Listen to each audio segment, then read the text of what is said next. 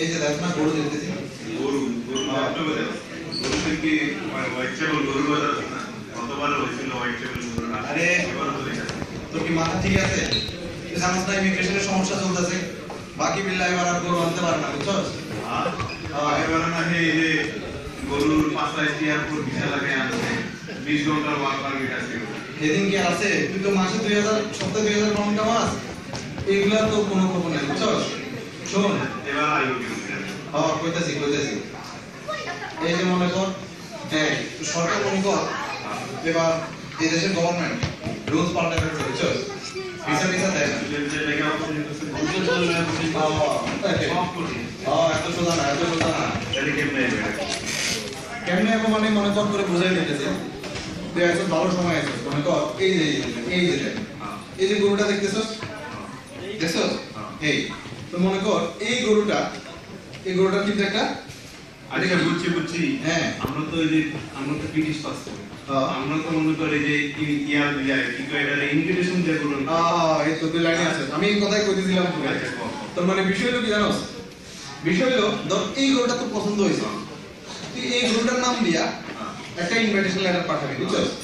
তো এই লেটারটা কে পাইবো গরু তো পাইবো না পাইবো গরুর মালিক তো গরুর মালিক করবো কি ওই লেটারটা দিয়া ওই গরুর নামে অ্যাপ্লাই করে দিব বুঝছস তো তোর ধর বেশি থেকে বেশি হলো 3 দিনের মধ্যে মনে কর মানে আগেই পাবো তো গরু আরে পাবি না কেন আচ্ছা তাহলে তো তাহলে আমরা চুজ করে দিই চয়েস করি ওই গরুর যে এর নাম দেখা যায় আরে গরুর আবার নাম কি তুই আরেক বোকা নাম না থাকলে গরুর পাসপোর্ট হবে কেমনে পাসপোর্ট না হলে ভিসা হবে কেমনে ঠিক আছে এইটা দেখা যায় ঋত্বিক গরু হ্যাঁ ওই 10 প্যাক 10 প্যাক আবার এটা দিয়ে সালমান এই যে সালমান ভাই এটা আবার দেখছো এটা আবার 8 প্যাক এটা ওই যেটা লেখাই তো আছে তুই দেখতেছস না এই ওই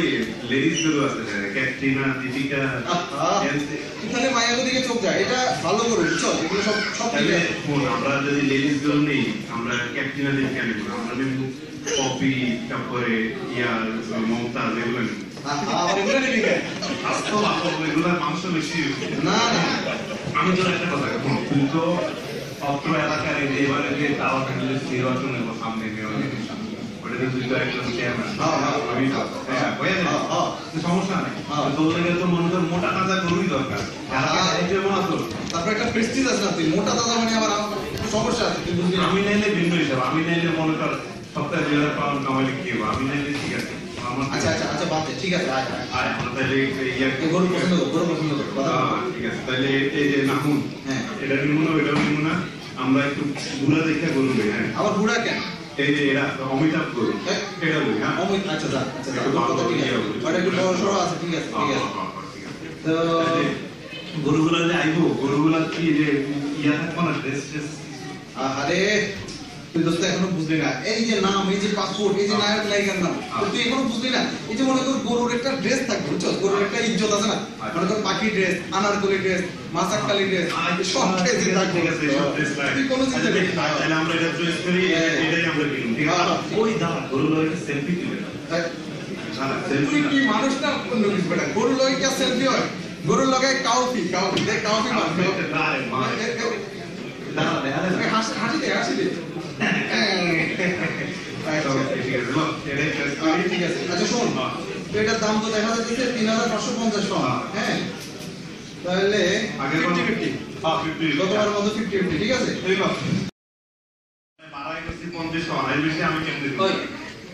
তুই দেখতেছো যেখানে লেখা আছে 3500 ওইটা ঠিক আছে হন তুই এসব এলাকার আগামী দিনের তুই বড় গরু দিবি বেশি দাম দিবি না আমার তো হিসাব পাওয়া দেখ তুই আমার কথা বুঝছ নাই এটা দিতে হইলে দুজন অর্ধেক করতে না আমি 50 না আমি 50 পাউন্ড তুই একটা গিফট তুই সারা তুই আমার গিফট টাকা তুই আমার গিফট টাকা আমার কি তুই যা